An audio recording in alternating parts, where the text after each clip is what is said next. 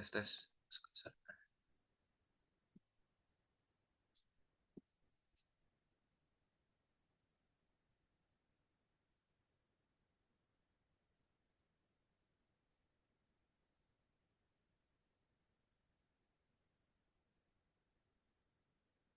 Bismillahirrahmanirrahim. Assalamualaikum warahmatullahi wabarakatuh.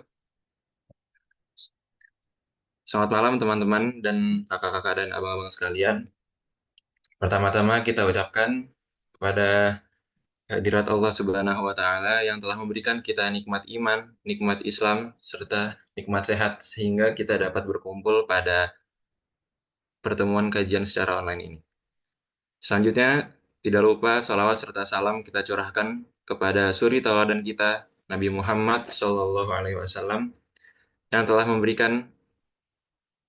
yang telah membawa umatnya dari zaman jahiliyah hingga zaman terang benderang. Pertama-tama perkenalkan, nama saya Muhammad Raihan Fadil atau Isuta, atau biasa dipanggil Toy Suta atau Toy, sebagai moderator yang akan memandu jalannya kajian pada malam hari ini. Tema pada kajian malam hari ini yaitu pasar mengenai pasar modal syariah yang akan dibawakan oleh Abang Marzuki Muzaffar. Sebelumnya saya izin membacakan latar belakang beliau. Beliau merupakan alumni HES angkatan ke-16. Beliau sudah aktif di berbagai kegiatan seperti volunteer pada salah satu CSR perusahaan di Jakarta. Selain aktif di berbagai kegiatan volunteer kerelawanan, beliau juga aktif di berbagai komunitas pasar modal seperti investor saham pemula Bekasi, syariah saham hingga yang on top Bekasi. Ketertarikan beliau terhadap pasar modal sudah muncul sejak dalam 3 tahun terakhir. Sebelumnya, salam kenal Bang Marzuki atau yang familiar disapa dengan Bang Juki. Jadi beliau insya Allah sudah sangat paham mengenai konsep pasar modal syariah itu sendiri. Sebelum memasuki ke acara inti, marilah kita membaca doa secara seksama. Bismillahirrahmanirrahim. Raditu billahi rabba wa bil islami dina wa bi Muhammadin nabiyya wa rasulah. Rabbi zidni ilma warzuqni fahma. Sebelum itu, kita akan melakukan dokumentasi terlebih dahulu. Oke, kepada teman-teman dan abang-abang dan kakak-kakak sekalian, silahkan menyalakan kameranya.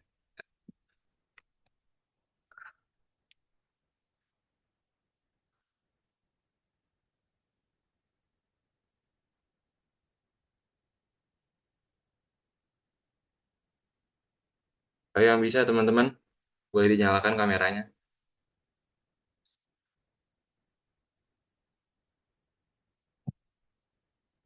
Nah,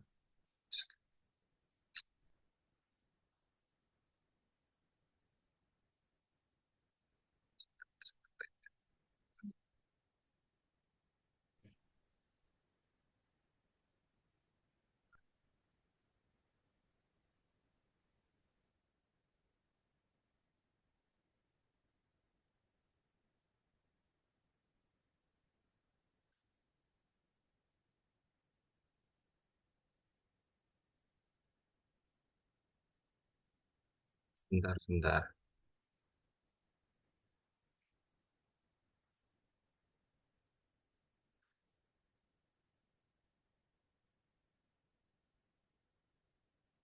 Foto.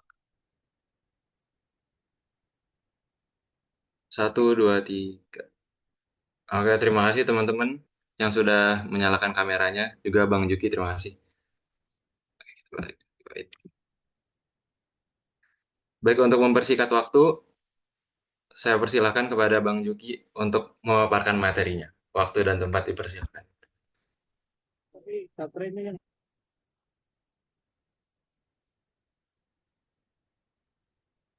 Nah, sini dulu sih. Cek cek Aman-aman dong, masuk sore. cek. Saya sudah kedengaran belum ya teman-teman? Terdengar, Bang? Oke. Oke. eh Bismillahirrahmanirrahim. Assalamualaikum warahmatullahi wabarakatuh. Waalaikumsalam warahmatullahi wabarakatuh. Saya Martin Jafar. Kebetulan pernah di host tentang dari tahun 2016 kemudian sampai tahun 2021. Ya bisa dibilang cukup apa ya, punya pengalaman lah di industri ini. Nah, industri kalau dibilang mungkin sedikit intermezzo dulu ya teman-teman, terkait jurusan HES kan. Tempo hari teman-teman sudah apa ya, kasih tahu banyak nih sama apa ya, sama bang-bang dan kakak-kakak yang apa namanya, yang di kampus gitu. Kira-kira selama apa ya, selama di HES itu nanti bakal belajar apa aja, terus juga outfitnya nanti bisa jadi apa aja. Sebenarnya kan cukup banyak tuh untuk output dari apa namanya, output dari eh, nanti ketika kita atau ketika teman-teman lulus dari HES ini udah secara apa ya, secara gelar akademik sendiri kan saya, dan untuk apa ya, bidang pengetahuan sendiri ini justru lebih dari sekedar saja menghitung menurut saya, karena bisa teman-teman bisa lebih tahu soal kesyariahan, kemudian juga lebih paham juga terkait dengan apa namanya, ekonomi lah kalau dibilang, karena meskipun meskipun nggak terlalu ekonomi banget ya, meskipun nggak terlalu jadi kayak anak ekonomi banget, tapi sebenarnya secara general teman-teman ini tahu.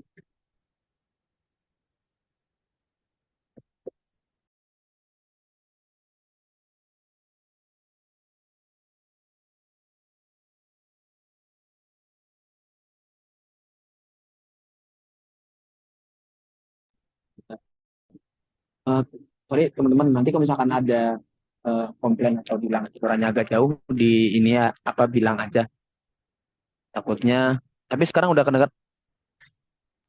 belum ya? Maksudnya udah dekat belum? Udah deket sih Bang, aman. Oke, oke, oke, siap. Bilang aja ya nanti, teman-teman MC juga berkabar aja misalkan suaranya agak jauh atau apa. Ah, Jadi oke, siap Bang. intinya untuk HES sendiri kan mungkin lingkupnya lebih ke hukum ya. Cuma untuk apa namanya, untuk secara general itu pengetahuan HES itu benar-benar luas teman-teman. Jadi apa ya, mungkin bisa dieksplor lebih dalam, lebih apa ya, lebih jauh lagi sama teman-teman juga. Ketika teman-teman yang mau lebih expert di bidang hukum perdata gitu atau pidananya, itu monggo, sangat bisa dan sangat apa ya, sangat mendukung. Terus juga kemudian untuk teman-teman yang mungkin lebih cenderung ke ekonominya, itu juga mendukung juga, karena di jurusan kita pun juga enggak apa ya, kita nggak buta-buta banget lah soal pengetahuan ekonomi, dan itu bisa sangat digali lagi meskipun dari perspektif apa ya, perspektif hukumnya lah gitu, pembahasan terkait ekonominya gitu. Oke, baik teman-teman. Insya Allah di sini kita belajar bareng ya terkait dengan pasar modal syariah. Mungkin teman-teman juga ketika di matkul kan ada hukum investasi ya teman-teman. Ada materi tentang hukum investasi dan pasar modal. Hukum investasi dan pasar modal syariah kalau nggak salah. Dan tempo hari juga semenjak saya ngampus pun itu udah diajarin juga emang. Mungkin secara infrastruktur nggak se apa ya, nggak secanggih sekarang lah, karena untuk sekarang kayaknya infrastruktur udah sangat mendukung banget, dan teman-teman sudah bisa apa ya, bahasanya udah sangat bisa mengeksplor kira-kira hal apa saja sih yang teman-teman yang nggak apa ya, nggak tahu, bisa langsung searching di Google dan bisa langsung dicari tahu terkait dengan apa namanya, terkait dengan istilah-istilahnya lah mungkin. Mungkin sekilas atau selayang pandang terkait pasar modal syariah sendiri, eh, secara apa ya, secara istilah itu mungkin bisa langsung di next slide teman-teman. Ini mungkin karena saya pakai materinya materi ini ya, materi apa namanya, materi yang kalau dibilang yang biasa saya bawain untuk ada namanya istilahnya sekolah pasar modal syariah gitu. Jadi pengenalan terkait apa ya, terkait dengan financial management itu seperti apa gitu. Karena untuk pasar modal atau investasi syariah ini tidak terlepas dari apa namanya ya, money management, gitu. Bagaimana sih kita mengelola keuangan, dan ketika keuangan kita sudah tertata, barulah di situ ada pos namanya investasi gitu. Karena di antaranya investasi itu bukan sekedar kayak nyimpan uang dan ya kayak nabung gitu gitu. Jadi untuk investasi sendiri ini kan di mana kita menyimpan sejumlah dana atau aset yang kita punya, kita simpan, dan tujuannya itu diantaranya untuk apa ya, agar aset tersebut itu tumbuh gitu teman-teman, agar aset itu tumbuh dan tentunya tidak mengendap dan tidak apa ya, dan tidak mengendap lah di rekening yang kita punya gitu. Karena kan untuk rekening investasi sendiri itu pastinya beda sama rekening yang teman-teman punya. Misalkan teman-teman punya rekening BSI gitu ya, itu jelas beda sama rekening investasi yang mungkin kelak nantinya teman-teman punya gitu. Di skip lagi aja teman-teman, ini operator, skip lagi karena kan mungkin lebih ke istilah dari pasar modal itu sendiri ya, karena ini masih di ranah money management. Boleh lagi. Nah, apa sih itu investasi syariah gitu? Mungkin saya sedikit jelasinnya pakai analogi aja sih. Kalau misalkan investasi syariah itu, mungkin kalau teman-teman pernah ikut tadi yang acara seperti saya sebutin, sekolah pasar modal syariah, itu pemateri biasanya memaparkan istilah apa ya, pasar modal itu secara analogi itu kurang lebih kayak teman-teman jalan ke mall atau jalan ke pasar gitu, main ke pasar gitu. Itu ada yang ngatur pasar, ada manajemen pasarnya, ada manajemen mallnya, kemudian juga ada tenan-tenannya, ada toko-tokonya gitu. Terus juga ada penjual dan pembeli. Nah, kurang lebih untuk simulasi atau mekanisme dari pasar modal syariah atau pasar modal sendiri kurang lebih gitu teman-teman. Jadi ada yang ngatur, terus juga ada yang jualan juga, dan juga ada tentunya juga ada penjual dan pembeli gitu.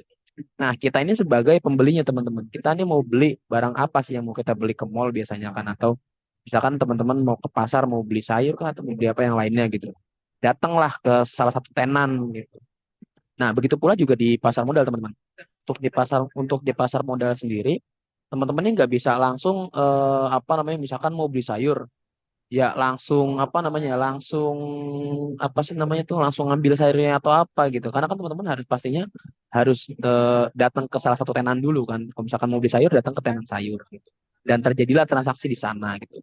Nah, eh untuk apa namanya, untuk scam atau mekanisme mekanisme dari pasar modal sendiri sekarang udah full digital teman-teman. Jadi mungkin teman-teman yang biasanya sering lihat iklannya lah di YouTube atau di platform manapun, itu biasanya suka ada penawaran kayak misalkan apa namanya, misalkan kalau misalkan mau investasi itu dengan deposit sekian sekian sekian gitu ya. Sejauh apa sedikit banyak mungkin saya kira teman-teman udah banyak tahu terkait dengan investasi syariah gitu, dan pasar pasar modal tentunya ya, karena iklan yang berseliweran itu terkait dengan pasar modal. Nah, terkait dengan investasi syariah.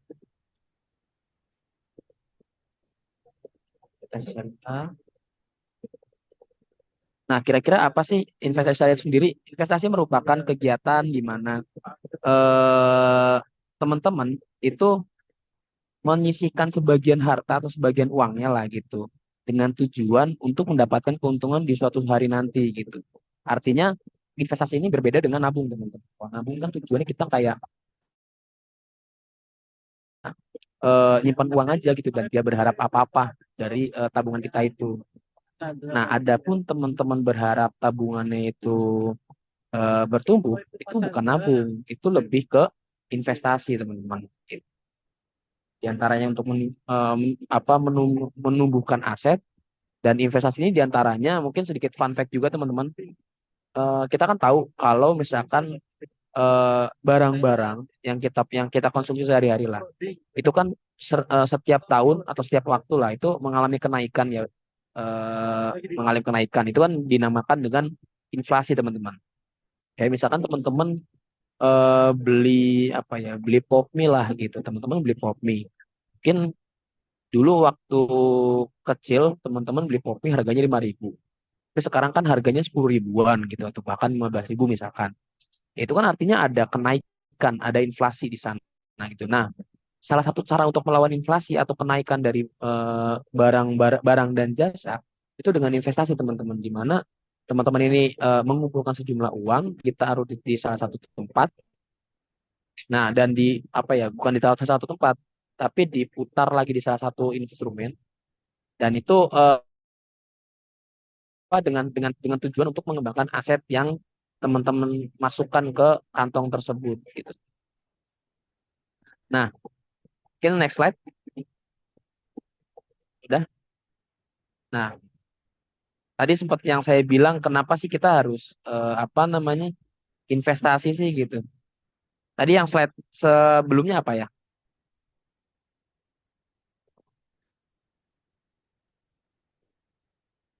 Nah, iya.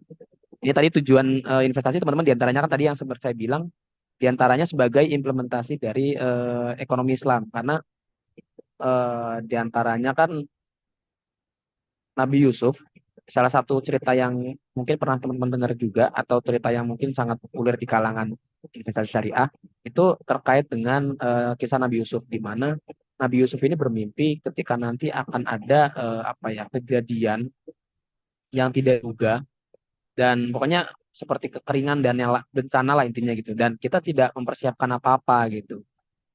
Nah, diantaranya itu Nabi Yusuf itu bermimpi terkait dengan bagaimana persiapan di apa ya di keadaan-keadaan paceklik seperti itu gitu. Makanya pada waktu itu mungkin sedikit koreksi misalkan nanti ada keliru atau apa bisa di apa ya bisa dikoreksi sama teman-teman. Di antaranya intinya Nabi Yusuf itu memerintahkan kepada raja pada saat itu untuk apa ya mempersiapkan ternak-ternak untuk mempersiapkan sembako jikalau pada apa ya pada waktu paceklik itu eh, rakyat atau masyarakat pada saat itu nggak bisa apa ya nggak bisa panen atau nggak bisa apa ya mengonsumsi barang-barangnya ya maksudnya mengonsumsi sembako lah. Artinya Nabi ini sudah bukan cenayang tapi sudah apa ya sudah di wahyunya itu diantaranya dalam mimpinya itu diantaranya di apa ya dikasih tahu kalau kita ini harus ada planning loh untuk mempersiapkan waktu-waktu yang tidak terduga seperti itu gitu. Nah, untuk implementasi sendiri di saat ini tentunya kan kita untuk mempersiapkan hal-hal yang apa ya ketika kita lagi di bawah lah atau mungkin ketika ada bencana atau ya diantaranya kita harus planning gitu. Jadi nggak serta merta apa yang kita punya ya apa namanya bisa kita harus habiskan sekarang gitu cenderung apa ya tidak mencerminkan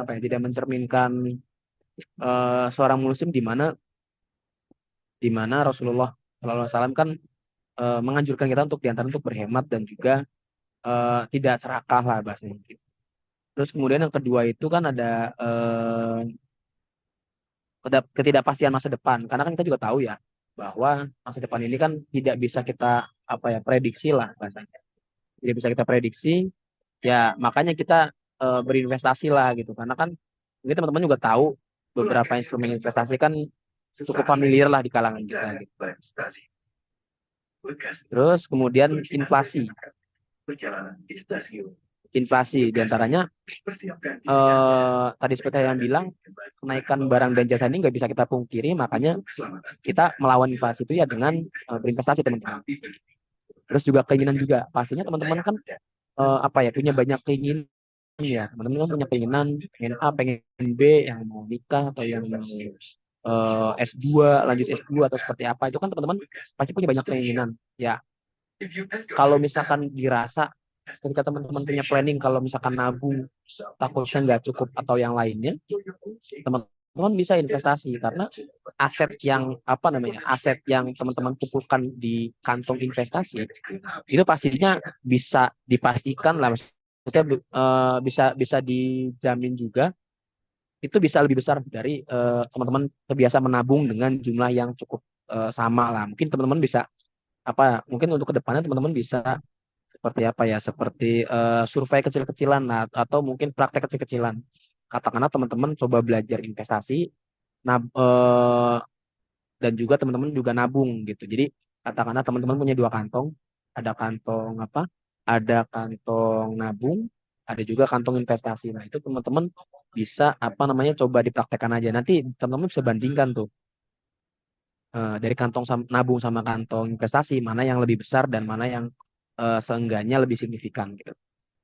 Itu juga kebutuhan. Tentu ada juga mungkin untuk saat ini kan banyak juga ya eh, jenis-jenis pekerjaan yang manusia lakukan.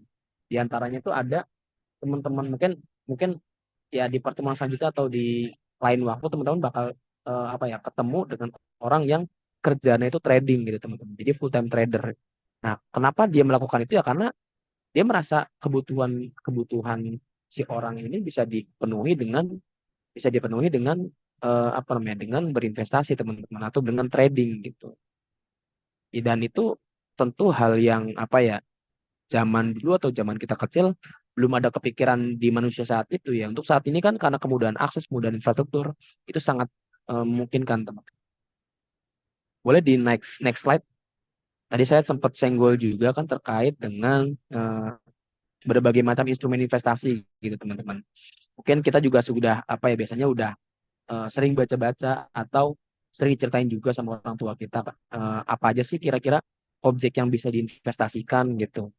Ada emas, terus juga ada properti, ada tanah juga kan. Kemudian juga tentunya untuk saat ini kan teman-teman lebih familiar juga dengan apa ya, dengan instrumen-instrumen yang cenderung digital lah teman-teman. Ada reksadana, ada saham dan juga ada obligasi atau sukuk. Nah, untuk ya itu mungkin nantilah di lain pertemuan mungkin sedikit saya apa ya spill dikit di antaranya sukuk dengan obligasi ini cenderung berbeda teman-teman. Mungkin nanti di pertemuan selanjutnya bakal kita kupas lebih lanjut. Kira-kira apa sih yang membedakan dengan antara obligasi dengan sukuk? Mungkin sedikit saya spill juga. Kira-kira apa saham ini apa, kemudian reksadana ini apa, dan obligasi ini apa. Nah, pertama saham. Saham ini adalah diantaranya bukti kepemilikan teman-teman. Ketika teman-teman punya apa ya perusahaan, katakanlah perusahaan A gitu. Tentu teman-teman nggak serta merta perusahaan itu, maksudnya secara kepemilikan mungkin lah oke lah. Kalau perusahaan perorangan oke, teman-teman bisa memiliki itu 100% gitu. Tapi ketika teman-teman ada keperluan misalkan apa ya ada keperluan misalkan teman-teman mau membagikan saham perusahaan, bukan membagikan, mau menjual saham perusahaan ini ya nanti apa namanya ada orang yang membeli gitu. Untuk saham ini kan mungkin teman-teman lebih familiar sama perusahaan-perusahaan yang cenderung terbuka ya teman-teman. Maksudnya artinya perusahaan terbuka lah TBK. Mungkin teman-teman sering dengar juga kan istilah perusahaan terbuka atau perusahaan yang TBK gitu. Kemudian ada reksadana teman-teman. Nah reksadana ini diantara adalah instrumen investasi di mana reksadana ini mungkin kalau saya analogikan seperti keranjang teman-teman.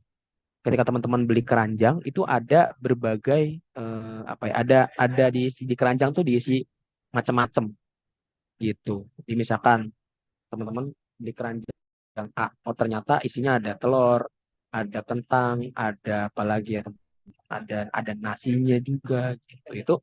Itu apa namanya mungkin seperti itulah analoginya. Nah, untuk reksadana sendiri kurang lebih ada 4 jenis yang umumnya kita ketahui lah bahasnya.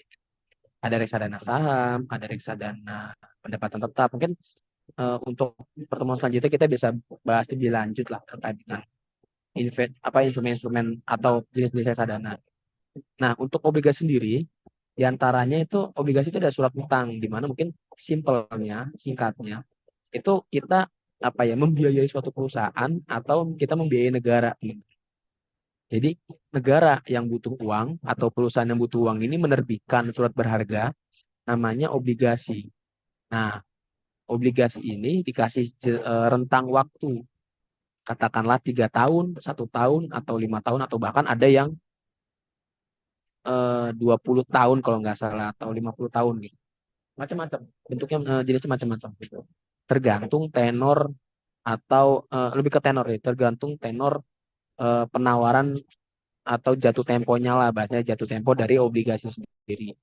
Nah, untuk sukuk ini singkatnya itu diantaranya apa ya, metode pembiayaan lah, metode pembiayaan yang dikeluarkan oleh perusahaan atau negara gitu. Jadi misalkan negara punya proyek nih, katakanlah pembangunan flyover, misalkan flyover Ciputat ya.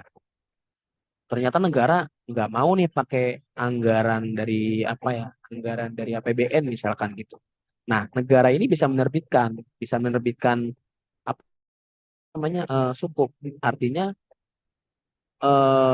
negara ini mau punya proyek, tapi yang biaya ini tuh diantaranya masyarakat gitu. Nah, bagaimana sih cara biayain, skema pembiayaannya?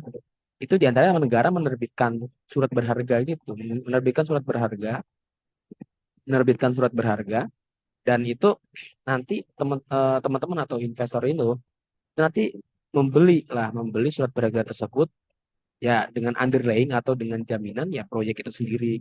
Kalau misalkan obligasi ini kan lebih ke apa ya, negara atau perusahaan ini ngutang lah, menerbitkan surat utang dan akadnya pun utang gitu bahasanya. Ya bolehlah negara atau perusahaan ini utang dulu lah ke masyarakat gitu, karena mau ada proyek ini gitu. Nah, kalau misalkan sukuk ini, negara atau perusahaan ini ya diantaranya menawarkan menawarkan pembiayaan gitu, menawarkan pembiayaan dalam artian ya negara ini butuh dibiayai, tapi eh, apa ya, feedback ke masyarakat atau ke investornya seperti apa. Nah, kalau misalkan obligasi ini ada kupon namanya teman-teman. Jadi ada kupon, dan kupon ini apa namanya? Kupon ini apa ya, kalau dibilang tuh eh, lebih ke bunga dari proyek tersebut teman-teman. Gitu. Kalau misalkan obligasi, tapi kalau misalkan sukuk itu diantaranya output yang kita rasakan itu berbentuk bagi hasil, karena kan itu teman-teman, karena kan untuk sukuk sendiri kan jenisnya pembiayaan ya, bukan dari utang, gitu. Bukan dari surat utang. Boleh next slide,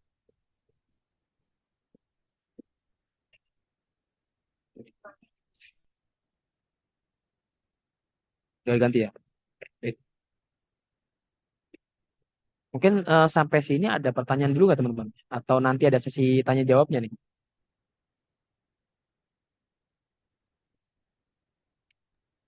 Gimana? di akhir ada MC? sesi tanya jawabnya, Bang, Oke, siap, siap.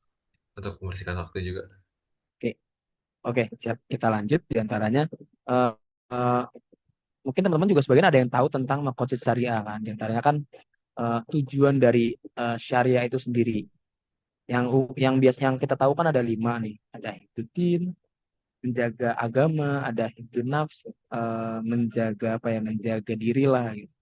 Terus ada hifdzul akal, menjaga akal. Terus juga ada hifdzul mal, menjaga harta, dan kemudian juga menjaga, dan terakhir ada hifdzun nas, itu menjaga keturunan. Nah, kenapa hifdzul mal ini bisa dikategori investasi investasi syariah ini dikategorikan sebagai hifdzul mal? Karena diantaranya diantaranya ini investasi syariah ini artinya kita nggak apa ya, nggak menghabiskan uang lah. Artinya bagian dana yang kita punya pun ini ada dampaknya loh, ada efeknya ke kita sendiri, ada efeknya ke kita sendiri atau ke orang lain, kayak misalkan tadi soal pembiayaan gitu kan. Karena kan kalau dari kita kan jatuhnya kan investasi ya. Kalau misalkan ke kita kan investasi, dan manfaatnya apa yang dirasakan diantaranya? Itu negara dibiayai sama investor. Terus kalau misalkan teman-teman juga eh yang misalkan teman-teman yang apa?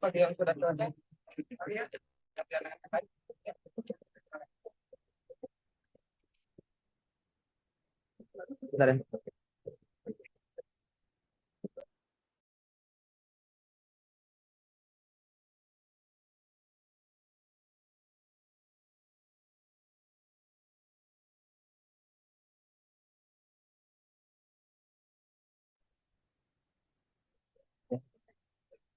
Nah, jadi intinya untuk investasi syariah ini ya diantaranya kenapa bisa dikategorikan sebagai jurnal. Karena ya diantaranya kita mencegah diri dari apa namanya dari sifat tamak harta atau boros lah gitu dan hal lain sebagainya yang di apa ya tidak dilarang dalam Islam terkait dengan mal atau terkait dengan harta gitu. Boleh lanjut?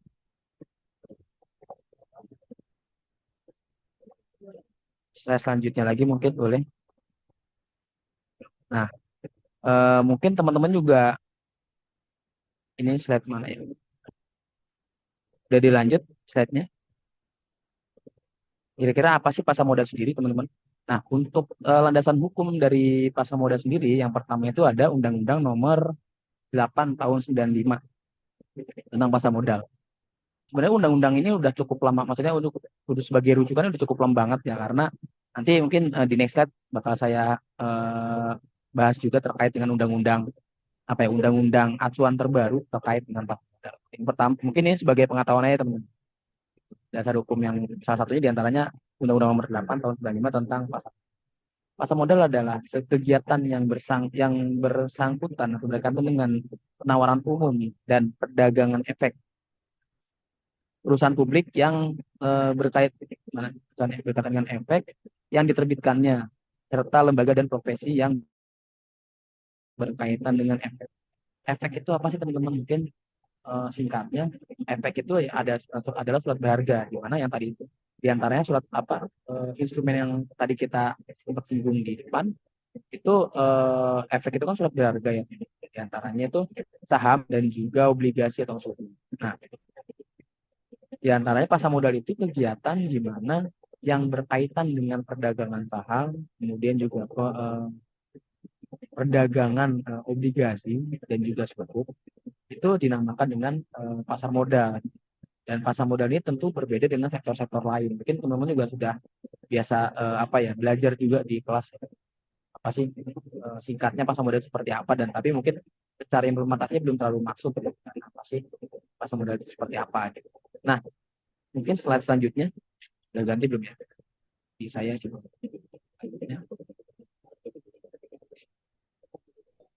Ya, ini salah satu jadi acuan terbaru terkait dengan pasar modal teman-teman. Namanya Undang-Undang Nomor 4 Tahun 2023 tentang P2SK atau pengembangan dan penguatan sektor keuangan. Dan undang-undang ini mungkin sedikit informasi juga teman-teman. Undang-undang ini mencakup berbagai sektor keuangan termasuknya pasar modal. Jadi untuk pasar modal bisa mengatur untuk saat ini landasan hukumnya bisa mengatur dari salah satunya Undang-Undang Nomor 4 Tahun 2023 tentang P2SK. Nah, untuk dari secara istilah dari pasar modal sendiri, menurut Undang-Undang Nomor 4 ini tahun 2023 ini diantaranya pasar modal adalah bagian dari sistem keuangan yang berkaitan dengan kegiatan penawaran umum dan transaksi efek pengelolaan investasi, emiten, dan perusahaan publik yang berkaitan dengan efek yang diterbitkannya dan lembaga dan profesi yang berkaitan dengan efek itu. Intinya pasar modal itu salah satu sektor sendiri teman-teman, berbeda dari pembangunan. Di antaranya kegiatannya meliputi penawaran efek atau penawaran surat berharga. Itu penawaran umum teman-teman. Jadi ketika teman-teman nanti coba apa ya terjun ke dunia pasar modal, misalkan teman-teman jadi investornya lah gitu.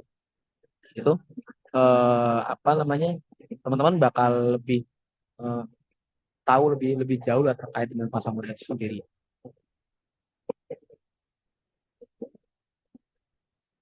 Boleh ke slide selanjutnya.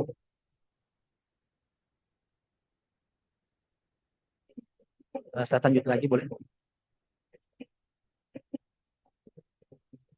Ya, diantaranya ini ada 4 peraturan untuk 4 peraturan umum terkait dengan pasar modal syariah teman-teman. Ini yang mungkin tadi sempat saya singgung juga di depan ada Undang-Undang Nomor 8 Tahun 95, terus juga ada Undang Nomor 4 Tahun 2023 tentang PKWSK.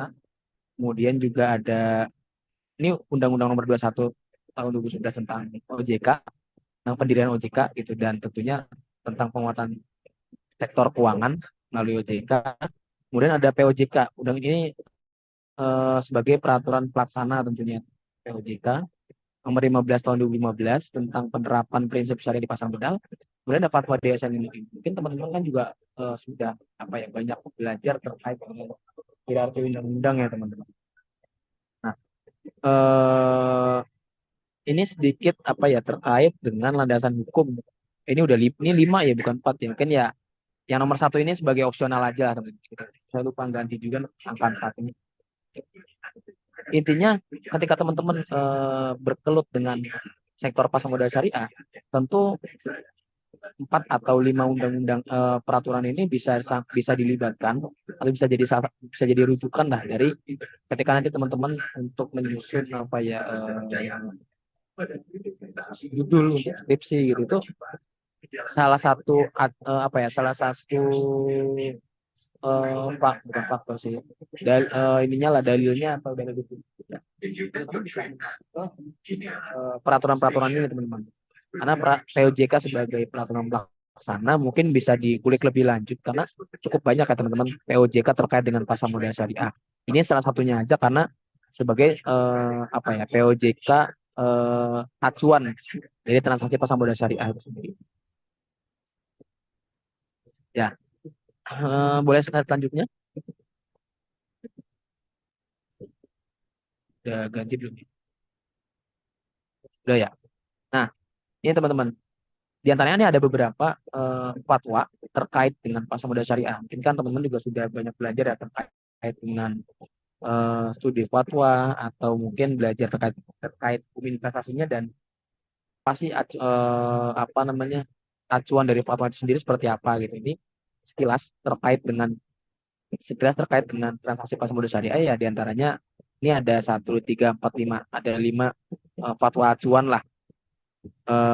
Umumnya tuh yang mungkin bukan umumnya fatwa yang terdahulunya itu 40 dan fatwa pondasinya itu fatwa nomor 80 tahun 2011 dan untuk spesifiknya ada fatwa nomor 135 tentang saham.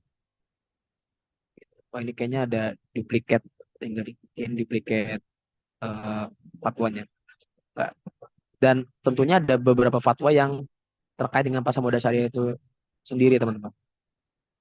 Ini mungkin nanti bisa jadi rujukan juga teman-teman ketika eh, teman-teman apa ya teman-teman mau meneliti terkait dengan transaksi pasar modal syariah itu teman-teman bisa diantaranya ngacu ke beberapa fatwa ini. Boleh lanjut slide selanjutnya lagi boleh. Kira-kira apa sih yang membedakan dengan pasar modal yang konvensional dengan pasar modal syariah? Nah, diantaranya apa ya 3 hal ini yang jadi apa ya jadi acuan apa ya jadi acuan dasar lah apa sih yang membedakan antara pasar modal konvensional atau pasar modal biasa dengan pasar modal syariah itu sendiri teman-teman. Nah, selain dengan instrumennya yang syariah kayak misalkan saham syariah, reksadana syariah atau sukuk, ada juga ETF syariah. Mungkin nanti teman-teman bisa belajar lebih lanjut. Ini ada diantaranya ada 3 hal, 3 hal yang sangat fundamental banget lah teman-teman. Mungkin menurut saya ya. Yang kira-kira sekiranya harus teman-teman perhatikan apa sih membedakan antara pasar modal konvensional dengan pasar modal syariah. Nah, yang pertama itu ada diantaranya barang dan jasa yang diproduksi itu harus sesuai dengan prinsip Islam, gitu teman. Misalkan ada perusahaan yang memproduksi minuman keras, gitu kan, minumannya minuman keras lah intinya gitu. Intinya minuman yang memabukkan gitu. Itu jelas tidak bakal masuk kategori perusahaan yang sahamnya masuk saham kategori saham syariah. Kedua ada eh, utang perusahaan yang tercatat di Bursa Efek itu tidak lebih dari 45% total aset. Jadi untuk perusahaan yang nantinya eh, menjadi perusahaan terbuka dan tercatat di Bursa Efek itu utangnya nggak boleh lebih dari 45% dari aset. Misalkan katakanlah dananya 1 M. Nah, utang ini nggak boleh lebih dari 450 juta gitu teman-teman. Nah, ketika utangnya lebih dari 45% dari 1 miliar ini, tentu perusahaan ini nggak masuk dari kategori saham syariah gitu, atau perusahaan yang eh, mengeluarkan saham syariah. Kalau lebih simpelnya sahamnya bukan saham syariah lah dan nggak bisa diperjualbelikan di pasar modal syariah. Kemudian yang ketiga itu pendapatan ribawinya itu tidak lebih dari 10%. Karena begini teman-teman, mungkin di beberapa negara berbeda juga ya aturan terkait dengan batasan-batasan transaksi ribawinya. Tapi untuk di pasar modal syariah Indonesia sendiri, ini di antara DSN MUI, OJK, dan juga Bursa Efek masih mentolerir batas transaksi ribawinya ini masih 10% gitu.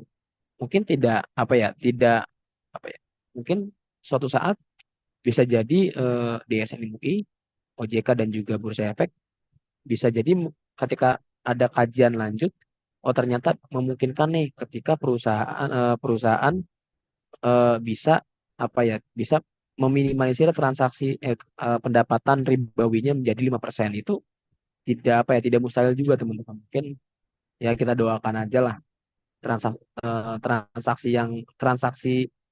eh, di pasar modal kita juga nggak apa ya, nggak banyak melibatkan apa ya, unsur-unsur ribawinya juga gitu. Boleh dilanjut slide selanjutnya. Nah, ganti beberapa dalil Quran terkait dengan investasi syariah. Yang pertama ini adalah Quran surat Al-Baqarah ayat 282. Di antaranya ayat ini menjelaskan bahwa Islam itu melindungi perekonomian. Next bisa di apa ya, bisa teman-teman gali lebih lanjut terkait dengan beberapa dalil ini, karena ini yang saya ambil hanya sebagian aja sih teman-teman.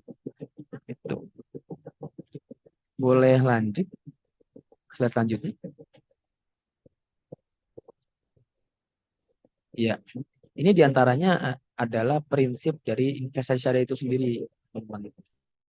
Yang pertama, teman-teman, misalkan nanti teman-teman sebagai investor itu teman-teman harus tahu eh, prospek perusahaannya mau kemana, prospek bisnisnya seperti apa gitu. Jadi teman-teman ini harus tahu flow dari bisnis itu seperti apa. Jadi nggak boleh teman-teman beli, ya analoginya seperti beli kucing dalam karung lah gitu. Itu nggak boleh teman. Karena kan di beberapa transaksi kan tidak diperbolehkan ya kita membeli barang yang tidak kita ketahui spesifikasinya. Terus ada juga perusahaan memiliki prospek bisnis yang cerah. Ini tentu jadi tujuan apa ya? Jadi tujuan eh, yang hifdzul mal itu tadi, teman-teman. Jadi teman-teman nggak tentu kan apa ya?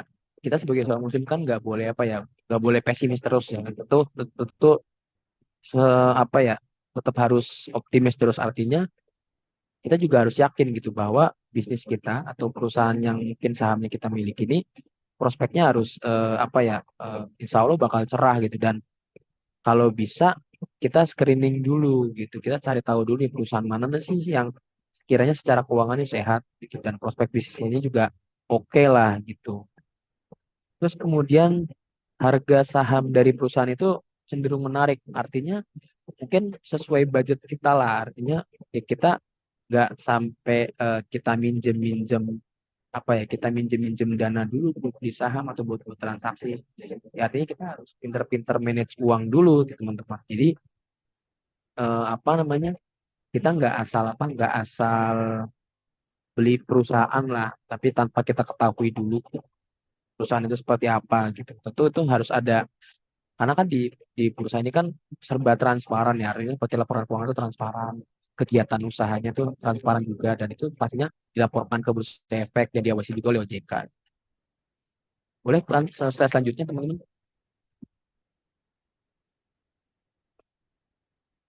Nah, ini ada beberapa mungkin istilah lah yang teman-teman udah biasa pelajari di kuliah atau mungkin ya di kehidupan mahasiswa teman-teman lah. Mungkin kan teman-teman juga banyak belajar terkait dengan fikih muamalah ya. Karena di antaranya ada beberapa transaksi yang dilarang ada di ketika teman-teman sebagai investor. Yang pertama ini kan yang pertama ini tadlis. Itu untuk implementasinya itu diantaranya seperti kayak front running, misalkan apa ya, misalkan misalkan teman-teman lagi mantau papan perdagangan nih gitu, lagi mantau papan perdagangan, terus seketika teman-teman nge nih, oh ternyata ada penjualan yang apa ya, penjualan yang fake atau transaksi fake, itu mungkin itu bisa jadi masuk dalam kategori front running juga lah gitu, atau ya, transaksi yang mungkin dilarang. Ada juga tagrir juga atau goror gitu, perusahaan apa, transaksi yang tidak jelas, tidak jelas asal usulnya atau tidak jelas tujuannya gitu. Ada najisi juga, ini untuk implementasinya kayak misalkan wah kita nih nyuruh orang buat beli saham ini, tapi ternyata saham ini anjlok gitu. Nah itu perbuatan yang apa ya, yang merugikan lah itu. Terus ikhtikar juga, misalkan implementasi itu seperti eh kayak misalkan ya, salah satunya itu tadi diantaranya teman-teman itu kayak ngajak orang buat apa namanya, kayak ngajak orang buat membeli satu saham yang secara background perusahaan ini teman-teman nggak tahu. Tuh,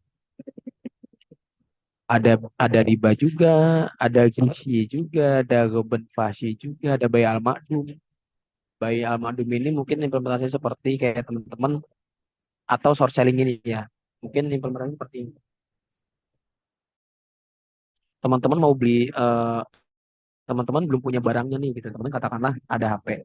Teman-teman eh, belum punya HP-nya nih, tapi teman-teman udah ngejual dulu HP-nya, padahal kan barangnya belum dimiliki itu. Nah, itu kurang lebih seperti itu. Ketika teman-teman belum punya sahamnya, tapi teman-teman udah jual duluan. Itu untuk di bursa efek bisa, tapi untuk aspek syariah ini nggak bisa, teman-teman.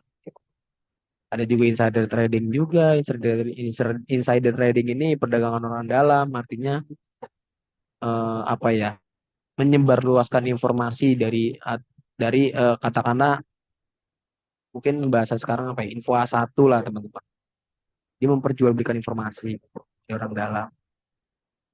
Terus juga ribanya ini margin trading teman-teman. Jadi untuk skemanya sendiri di pasar modal itu ada namanya teman-teman ketika nanti jadi investor itu teman-teman dipinjamkan sejumlah dana oleh perusahaan sekuritas. Ya teman-teman ini ya dipinjemin, kayak diutangin gitu teman-teman, diutangin dan ada ribanya. Jadi teman-teman ini diutangin, katakanlah teman-teman ini misalkan bunganya ini 6%, ya udah teman-teman apa namanya ditambah dengan bunga yang tadi itu.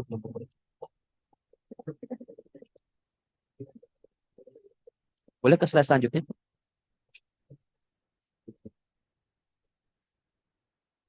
Ini ada investasi ala Nabi Yusuf.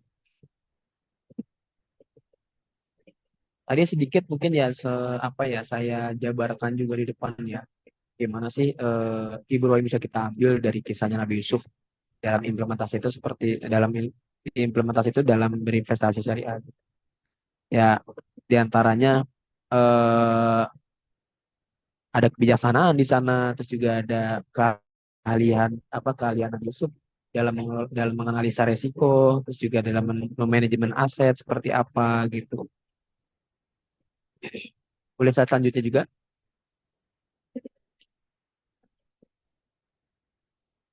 Ya, kira-kira seperti inilah gitu. Bagaimana sih Rasulullah apa ya namanya pada waktu itu gitu. Pada waktu itu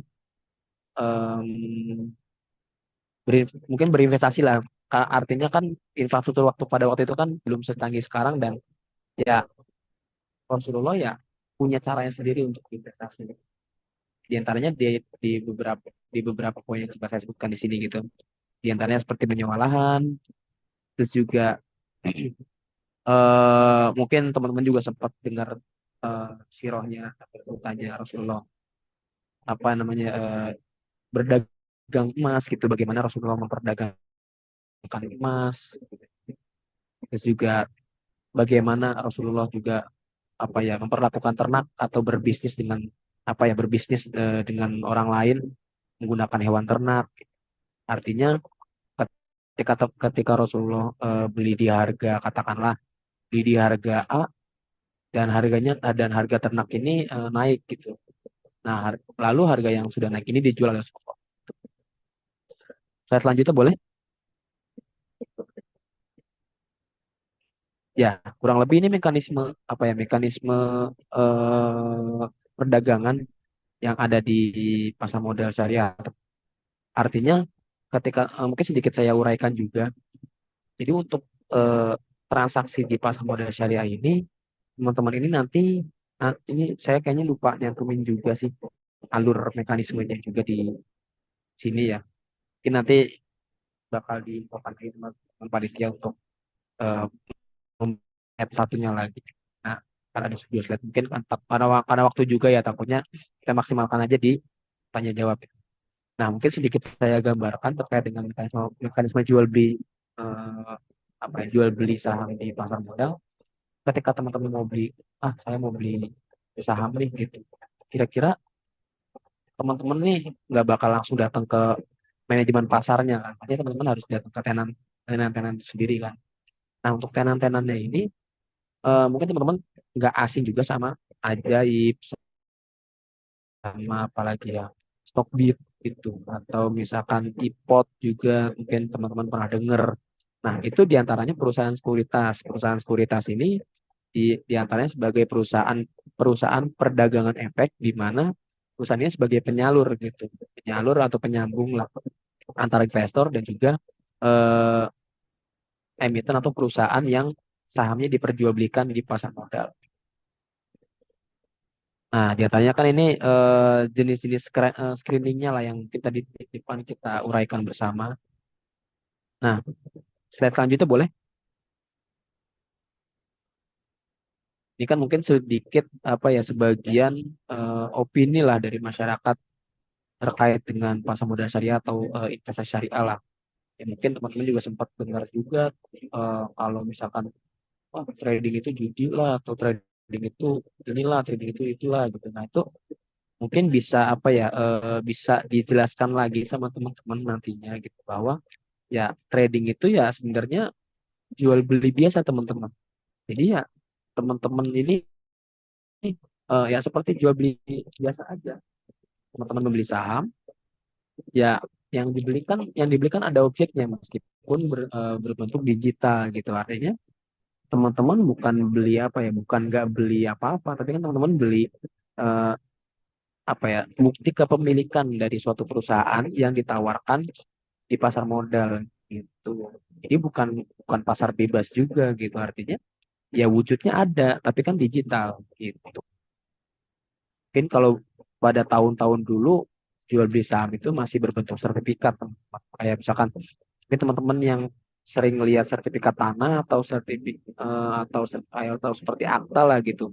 Dulu tuh bentuknya warkat kayak gitu. Nah, untuk sekarang kan karena udah full digital, jadi teman-teman bisa transaksi di HP, teman-teman bisa transaksi di laptop kan gitu. Makanya eh, apa namanya pentingnya edukasi apa ya terkait dengan digitalisasi ya diantaranya itu. Jadi mungkin masih ada masyarakat kita yang pahamnya wah ini nggak ada barangnya nggak ada wujudnya atau seperti apa. Padahal saham ini kan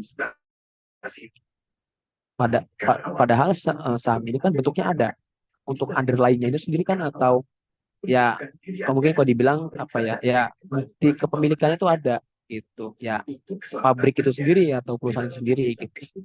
Ketika teman-teman beli saham sorry ketika teman-teman beli saham Alfamart misalkan gitu ya buktinya mana ya itu ada Alfamartnya gitu. Jadi ya teman-teman bukan berarti apa ya beli pepesan lah gitu. atau cuma beli angka aja gitu di aplikasi teh. Tapi teman-teman ada buktinya gitu, dan nama teman-teman kan tercatat di apa namanya, di bursa efek gitu. Karena kan untuk pencatatan sendiri kan di bursa efek itu. Mungkin itu sih dari saya teman-teman. Kita maksimalkan aja di tanya jawab. Kurang lebihnya mohon maaf. Assalamualaikum warahmatullahi wabarakatuh. Waalaikumsalam warahmatullahi wabarakatuh. Ya, terima kasih kepada Bang Juki yang telah memberikan pemaparan materinya dengan sangat lengkap dan juga komprehensif. Selanjutnya kita beralih kepada acara selanjutnya yaitu sesi tanya jawab. Bagi teman-teman yang ingin bertanya, boleh langsung mengklik tombol raise hand-nya dan kalau bisa dinyalakan kameranya. Ayo silakan teman-teman yang mau nanya, masih bingung mungkin.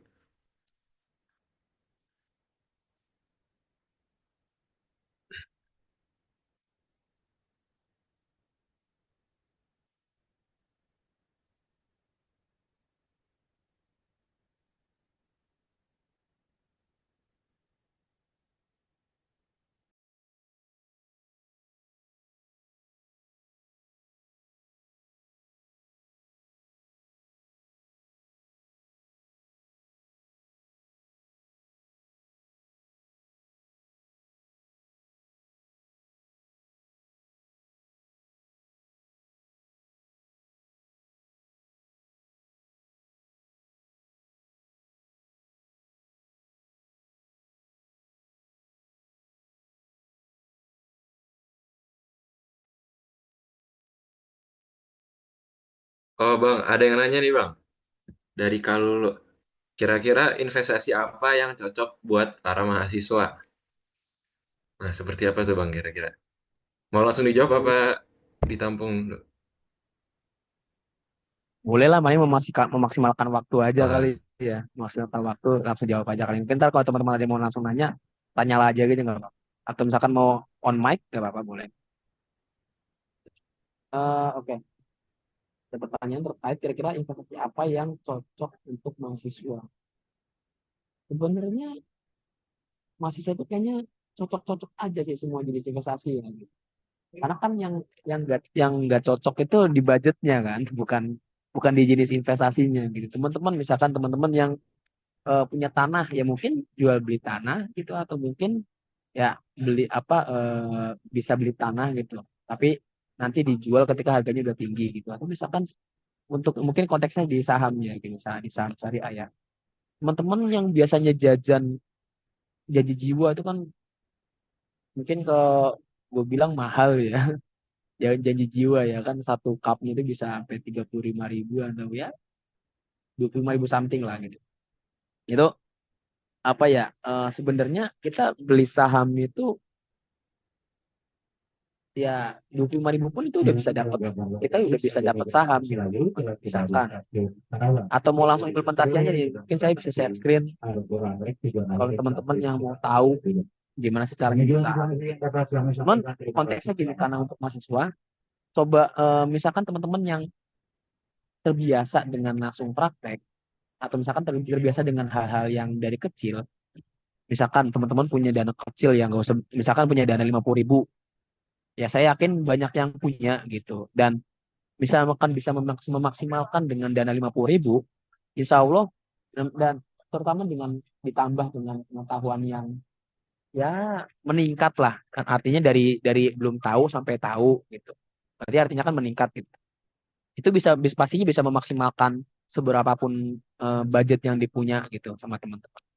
Teman-teman yang biasa mengolah uang 50.000, tahu-tahu bisa jadi 100.000, atau 100.000 jadi 1 juta, itu eh, apalagi di pasar modal kan, secara perputaran uang nih cukup kenceng banget ya teman-teman. Mungkin saya bilang cukup kenceng gitu, karena mungkin FYI juga, untuk sekali, maksudnya untuk per hari aja itu biasanya ada perputaran uang paling sedikitnya itu 5T gitu. Jadi 5T itu udah ya perputaran uang berapapun dan siapapun, dari mahasiswa atau bahkan ada eh, anak SMA gitu. Mungkin anak SMA yang entah jurusannya akuntansi atau lainnya, itu kan udah ada yang diajarin mata pelajaran itu tentang apa ya, keuangan dan investasi gitu. Karena ya mungkin sebagian udah ada yang punya KTP kan, jadi udah bisa transaksi sendiri atau dia pakai akun orang tuanya tapi udah punya uang tabungan dan terbiasa untuk diinvest. Intinya lebih ke ya bagaimana sih teman-teman memaksimalkan apa ya memaksimalkan dana yang teman-teman punya gitu dari 50.000 dari 100.000 saya yakin pasti punya teman-teman punya uang segitu dan terbiasa menyisihkan atau misalkan yang terbiasa nabung kepikiran kayak eh, coba saya invest aja kali ya sebagian gitu. Artinya teman-teman jadi bisa membandingkan. Oh ternyata lebih untung invest nih atau ternyata ternyata invest belum untuk saya tapi saat ini. Gitu. Tapi saya yakin teman-teman ketika udah udah pernah untung, udah pernah cuan di investasi, saya yakin bakal ketagihan. Ya mungkin dulu mungkin teman-teman saya yang sekarang itu sempat tahu juga lah di bawah kan ada sempat ada galeri investasi ya. Ya kebetulan dulu sempat ikut gabung juga sama Gibay di bawah itu lantai bawah. Itu ya ngajak juga teman-teman yang lain kira-kira seenggaknya mengedukasi lah untuk teman-teman yang mau belajar mengelola keuangannya ya bisa ikut bisa ikut kajian-kajian yang biasanya kita selenggarain lah di sana gitu. Ya alhamdulillah ya cukup banyak teman-teman yang tertarik minat atau bahkan sampai sekarang teman-teman yang dulu rajin kajian itu atau mungkin seenggaknya tahu lah terkait investasi ya mereka cukup cukup ketika ada maksudnya ketika mereka mendapat keuntungan ya mereka jadi kayak oh ternyata investasi lebih bagus loh dari nabung karena aset itu bertumbuh gitu jadi kalau nabung kan asetnya cenderung stuck aja ya kita nabung 50.000 sebulan katakanlah kita nabung 2 bulan 50.000 50.000 cuma dapat 100. Jadi ketika kita ketika kita memutarkan aset misalkan bulan ini 50.000 oh ternyata tumbuh nih jadi 60.000 misalkan oh bulan depan 50.000 lagi nah alhamdulillahnya nambah lagi ya kalau di total kan 60 tambah 60 udah 120 gitu artinya ada kenaikan gitu kalau misalkan nabung kan nabung 50 tetap 100 tapi kalau investasi kan enggak ketika ada kenaikan ya eh, bertambah aset kita tapi ketika ada turun ya aset kita berkurang nah mungkin sedikit sedikit hal juga yang mungkin tadi saya agak lupa sampaikan, di antara investasi ini tidak menjanjikan keuntungan, teman-teman. Artinya, investasi syariah ini ya bukan suatu hal yang pasti. Nah, karena kan pada sesuai prinsip Islam juga kan risiko itu bakal tetap ada, teman-teman. Risiko itu tetap ada. Artinya bagaimana kita mengelola resiko atau meminimalisir resiko gitu. Karena untuk memastikan sendiri kan artinya kita kan berjanji gitu kan. Artinya kita harus menjanjikan kepada investor lah gitu. Oh, kalau misalkan 10% oh, berarti bakal untung 10% terus gitu. Dan pada keuangan syariah khususnya di pasar modal atau di investasi syariah kan tidak mengenal istilahnya kepastian gitu, tapi lebih ke bagaimana sih meminimalisir risiko, terus juga bukan menghilangkan risiko, meminimalisir risiko dan mengelola risiko dan kemudian mengelola aset agar bertumbuh gitu teman-teman. Intinya di bagaimana sih mindset teman-teman yang tadinya ya dari nol atau misalkan pakai uang kecil itu seperti apa gitu ya. Dicoba aja teman-teman. Untuk instrumennya sendiri mungkin bisa instrumen saham atau mungkin mulai dari reksadana karena untuk mungkin sedikit saya jelasin juga terkait bedanya saham sama reksadana. Untuk reksadana ini teman-teman nggak perlu ngelola teman-teman. Jadi uang yang teman-teman belikan produk reksadana itu udah ada yang ngelola namanya manajer investasi gitu. Dan untuk saham sendiri, teman-teman ini harus effort cukup banyak. Teman-teman harus menganalisa sahamnya, terus di antaranya mantau gitu, biar aset yang teman-teman punya ini, aset yang teman-teman punya ini nggak turun gitu kan. Gitu teman-teman. Jadi mungkin bisa dimulai dari yang lebih simple lah bahasanya. Lebih simple kan ada reksadana.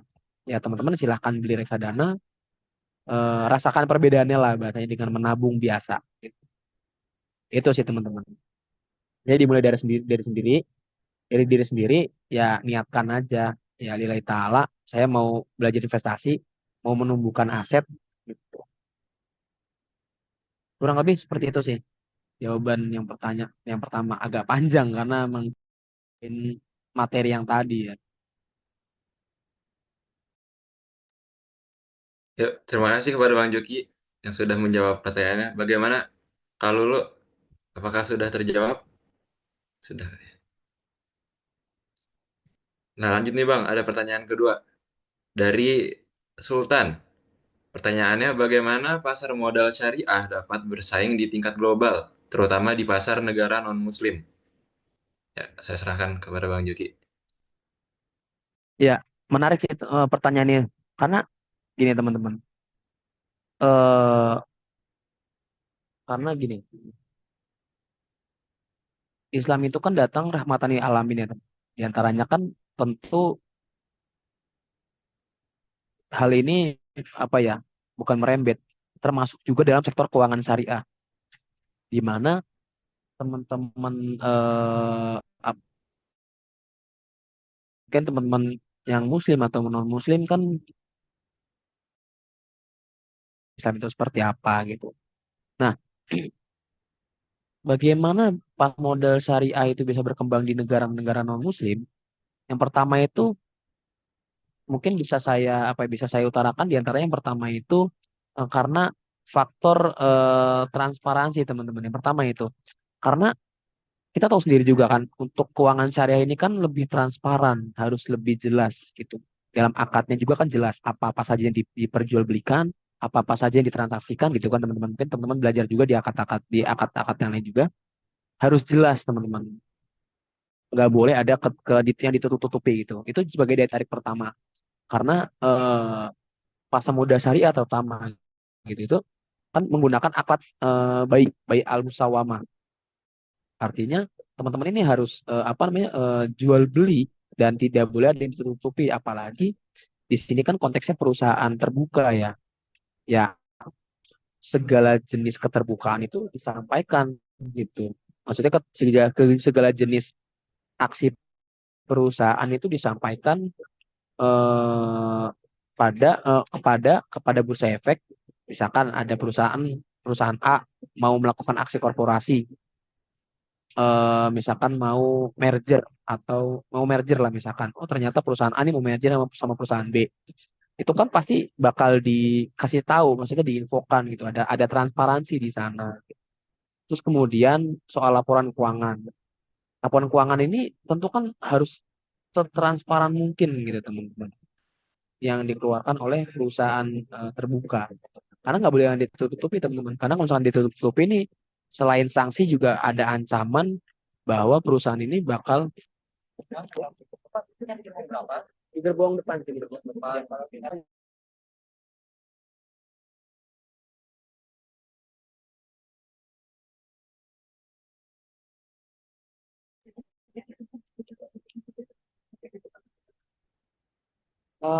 Ini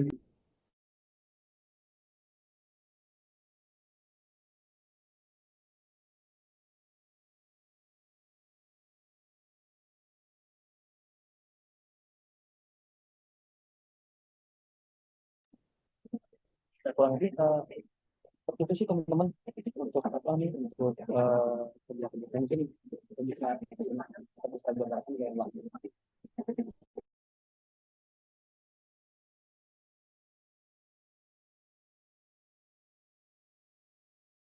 atau kembalikan ke MG.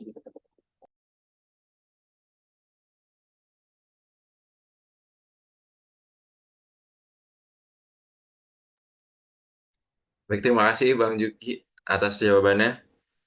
Langsung aja ya Bang ya, untuk mempersingkat waktu, yaitu agenda terakhir penyerahan sertifikat. Baik, sebentar Bang.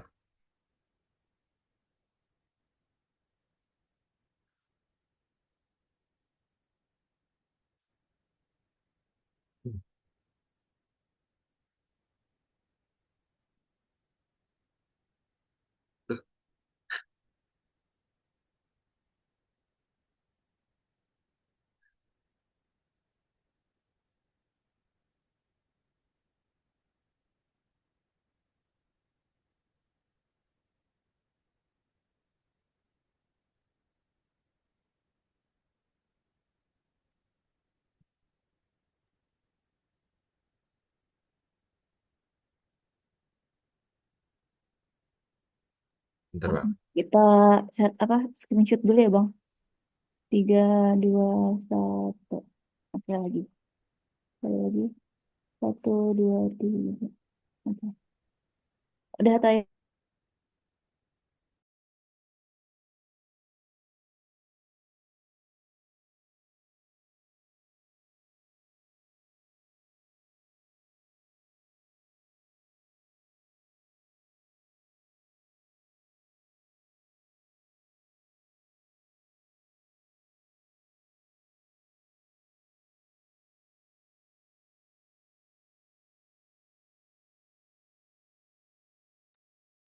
Oh, Toy masih masih di mute itu kayaknya.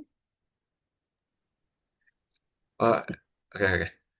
Terima kasih kepada Bang Juki dan teman-teman yang sudah meluangkan waktunya untuk menghadiri Zoom conference ini. Semoga ilmu yang telah disampaikan oleh Bang Juki dapat bermanfaat bagi kita semua, khususnya untuk kakak-kakak dan abang-abang yang sebentar lagi akan menghadapi ujian komprehensif.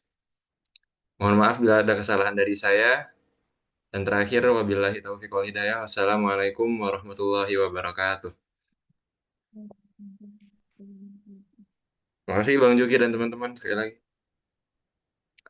Saya izin live.